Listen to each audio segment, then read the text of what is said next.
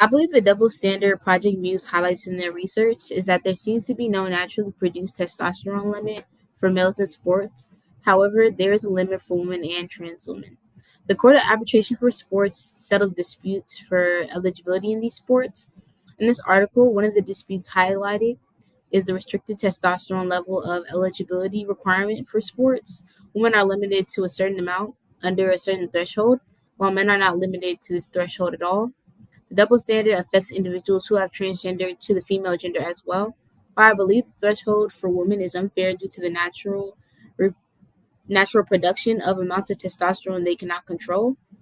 For trans women, I do believe having a threshold restriction to play in the female category is reasonable. According to Project Muse, Didi Chan, a woman who suffered from hyperandrogenism, which caused her to produce naturally high levels of testosterone, was deemed ineligible to compete in the World Junior Championships. And to contest this ineligibility, she must prove that her biological advancement is not a justified reason to consider her ineligible. I believe this is unfair because while males are naturally allowed to produce as much testosterone as they do, women are restricted from naturally having a production of testosterone over a threshold. This double standard also remains the same for trans women, and there are guidelines such as the 2015 IOC consensus policy for transgender athletes that require trans females to identify as female and lower their testosterone levels. In society, I do not watch a lot of women's sports. However, after reading this article, I do agree that if trans women wish to compete in the female category, they must follow the restrictions set in place for the female category. It is only fair if women are undergoing this double standard and being punished for naturally producing more testosterone. The Pew Research Center conducted focus groups made up of individuals who are transgender and non binary, and they had participants discuss how they navigate the world with their idea of gender. I believe the purpose of these focus groups was to give a voice to the stories of the 1.6% of U.S. adults who are transgender and non binary. I believe Pew Research set up groups with diversity at its forefront, ranging in age from late teens to mid 60s to age, to convey these stories in the most relatable way possible. According to Pew Research Center, there were a few obstacles faced by the individuals in the medical setting for transgender people. They found it incredibly hard to transition due to insurance not covering gender affirming surgeries and difficulty accessing hormones. Non binary individuals face obstacles such as conflicts with doctors supporting gender affirming surgery and doctors signing off on medical needs. I believe while reading the article, there were two with positive stories from both the non binary and transgender groups. However, the majority had negative experiences. From the literature, I assume that one of the most significant obstacles faced by trans Americans is the box they must be placed in to align with society, barely allowing them to have complete freedom to share themselves with the world. I believe this is reminiscent of Lucal, Preves, and Aulet, who highlight the rigidness of gender and how the requirements involved in each gender can eventually lead to separation called dichomatization. Nicole Mays identified as a girl from a very young age and communicated her identity to her parents at a very young age. As a trans woman, she describes her childhood with her family, specifically her dad, where he had expectations of both her and her brother to fulfill the gender norms of boys at a young age, such as playing outside.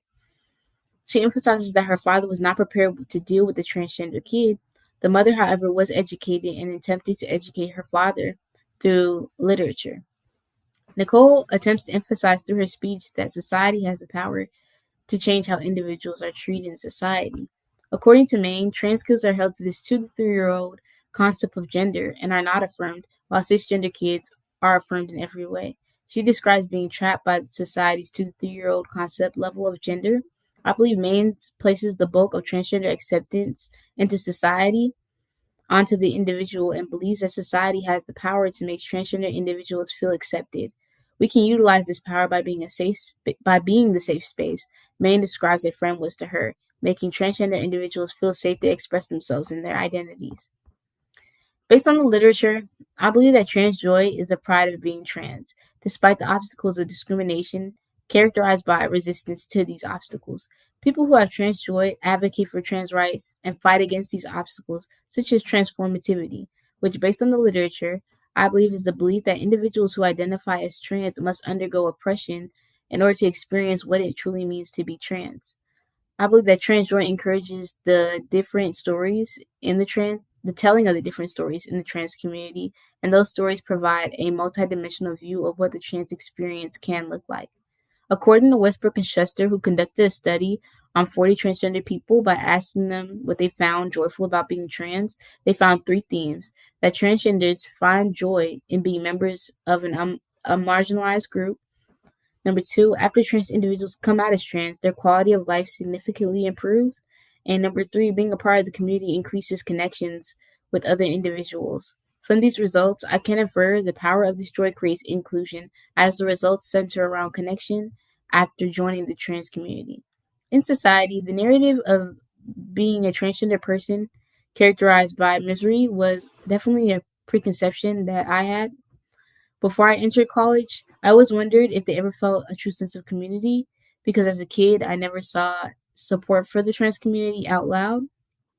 However, now I see that the trans community, just like other communities in the LGBTQIA, has inclusivity, and they express that joy immensely.